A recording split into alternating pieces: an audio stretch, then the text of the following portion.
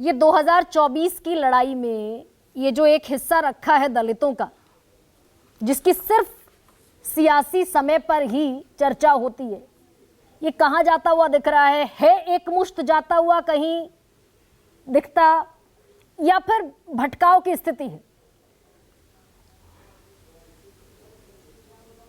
समीर जी, unmute करना होगा अपने आप को। मैं अनम्यूट हूं। मेरा कहना है, अगर दलितों की वोट बैंक की अगर आप बात करेंगे तो अगर देखिए आप, दलितों में सिर्फ जाटो वोट बैंक है जो मायावती के साथ जुड़ा हुआ है। भारतीय जनता पार्टी वैसे भी बनी और ब्राह्मणों की पार्टी कहलाती थी। भारतीय जनता पार्टी ने संगठन के स्तर पर दलितों के बीच अपनी जगह बनाई है। और अगर आप 2019 का चुनाव अगर देखेंगे तो 84 सुरक्षित सीटों में से जो एससी के लिए आरक्षित सीटें, उसमें से 40 सीटें भारतीय जनता पार्टी ने जीती थी। और अगर 17 राज्यों में भारतीय जनता पार्टी को 50% से ज्यादा वोट मिला है। 15 राज्यों में भारतीय जनता पार्टी को अपने दम पर मिला है। और बिहार और महाराष्ट्र के अंदर, बिहार में नीतीश कुमार के सहयोग के कारण और महाराष्ट्र में शिवसेना उद्धव ठाकरे के सहयोग के कारण 50% के ऊपर वोट बैंक रहा था। तो ये 50% का वोट बैंक जो भारतीय जनता पार्टी को 17 राज्यों में मिला है, ये बताता है कि दलित वोट बैंक 2019 में भारतीय जनता पार्टी के पास बड़ा वोट बैंक शिफ्ट हुआ है। और उत्तर प्रदेश के अगर आप विधानसभा चुनाव देखेंगे 2022 का, तो मायावती को अगर एक सीट मिलती है और अखिलेश यादव का वोट परसेंट अगर 8 से 10% बढ़ता है उत्तर प्रदेश की विधानसभा में, तो यह बताता है कि दलितों का एक वोट बैंक जो बड़ा था वह टूटकर भाजपा जनता पार्टी और अखिलेश के पास बढ़ गया है। मायावती के पास उनका जो कोर वोटर था जाटा, सिर्फ वो बचा हुआ है। मायावती के पास अब ये तय मान के चलेगी कोई भी दलित वोट बैंक नहीं है, सिर्फ जाटों का उनके पास वोट बैंक रहेगा। और 2024 में उसका भी बड़ा हिस्सा टूटकर दूसरे दलों के अंदर जा रहा है। किस दल के पास जाता हुआ ज्यादा दिख रहा है समीर?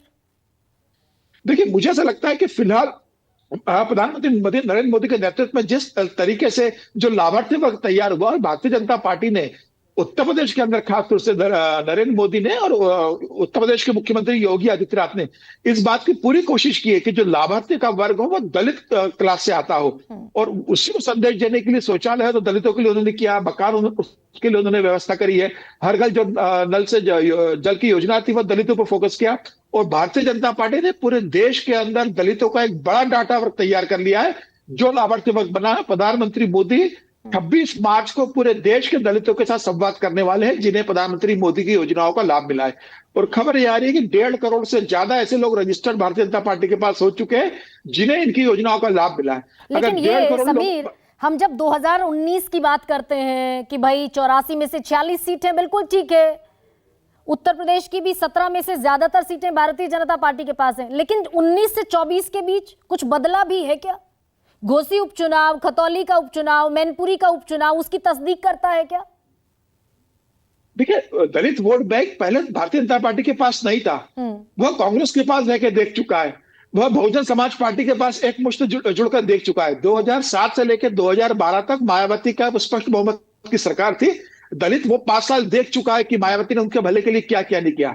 आज दलित वोट बैंक 2014 से लेकर 2024 तक का प्रधानमंत्री का जो कार्यकाल रहा है उसको भी देख रहा है। तो मुझे लग रहा है कि दलित जीवन भर सबके लुटता पिटता रहा, एक राजनीतिक वोट बैंक के रहा, उसका सबने इस्तेमाल किया, उसका किसी ने भला नहीं किया।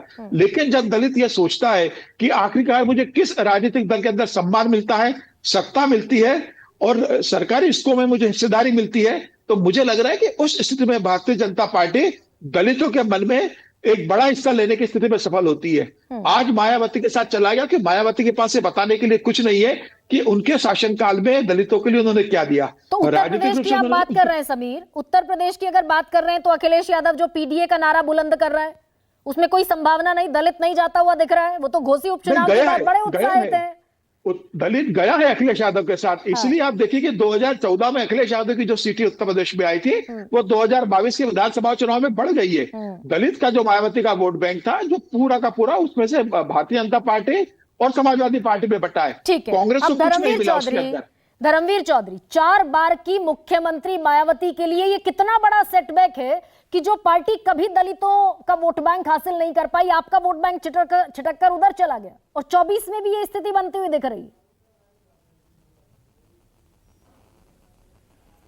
देखिए गरिमा जी, दलित जो है अपने सम्मान और स्वाभिमान की लड़ाई को लड़ रहा है, लेकिन जो जो रास्ता बाबा साहब ने बताया था, जो मान्यवर साहब काशीराम जी ने दिया, जिस पर बहन कुमारी मायावती जी चल रही हैं, ठीक है राजनीति में उतार चढ़ाव आते रहते हैं और मैं समझता हूं कि ये राजनीति में उतार चढ़ाव सबके साथ आते हैं। बीजेपी 2 सीटों से लेकर के और आज यहाँ 400 सीटों की बात कर रही है, तो बहुजन समाज पार्टी की नेता बहन कुमारी मायावती 4-4 बार इस देश की सीएम रही, प्रदेश की सीएम रही और हमने स्पष्ट बहुमत की सरकार भी बनाई। तो ठीक है, संघर्ष का दौर है, संघर्ष के दौर से निकलेंगे, निश्चित निकलेंगे। लेकिन मैं एक बात दावे के साथ कह सकता हूं गरिमा जी कि ये जो पीडीए वाले हैं, इनको दलितों का एक वोट नहीं मिलने वाला। ये जो कांग्रेस है, इन्होंने जो है, बाबा साहब ने कहा था अपने जीते जी इस कांग्रेस के कभी चराने के मेंबर मत बनना, और जब बाबा साहब को भारत रत्न नहीं, इनको कोई वोट बैंक नहीं मिल रहा है। ये तो मुस्लिम समाज ने समाजवादी पार्टी के पूरी ताकत लगा करके जो है इनको वोट दिया, तो इनका वोट परसेंट बढ़ गया, लेकिन इनको दलितों का वोट नहीं मिलेगा। नहीं, जो 21% था आपका, बहुत जागरूक वोटर हैं, आपका था, वही तो शिफ्ट हुआ।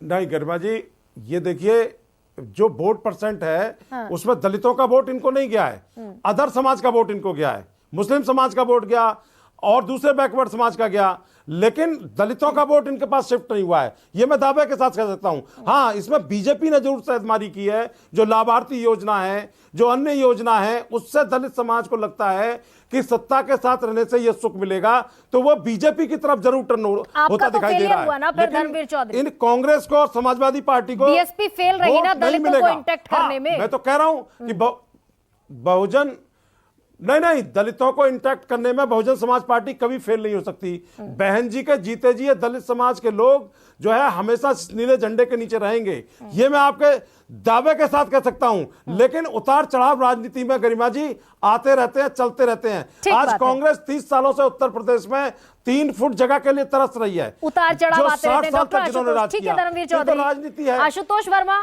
दलितों का वोट किसी सूरत नहीं आ सकता, पीडीए छलावा है और इतिहास ट्रैक रिकॉर्ड तो यही कहता है।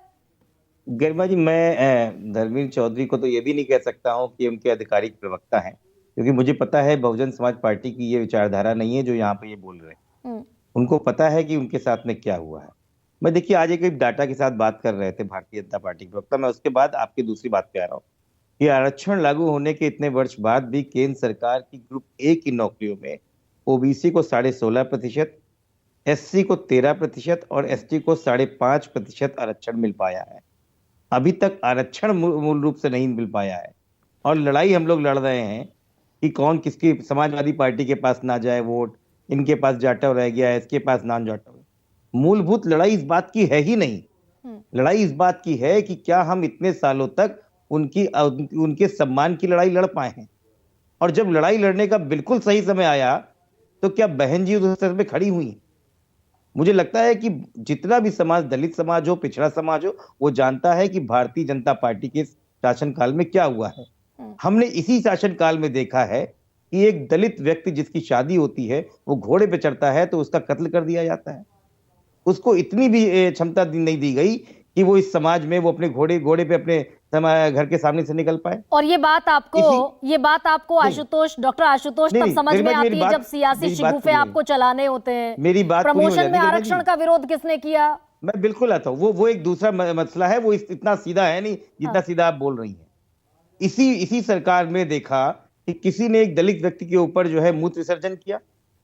क्या आपने कभी सोचा भी था ये दिन देखना पड़ेगा? और दलितों की असली हसीयत क्या है, अगर कोई देखना चाहे तो ये एक किताब है भंवर मेघवंशी की, ये दलित समाज के हाथ में थे कि आरएसएस के अंदर कि क्या होता है, कि कौन होता है दलित, और दलित में आरएसएस की क्या स्थिति होती है।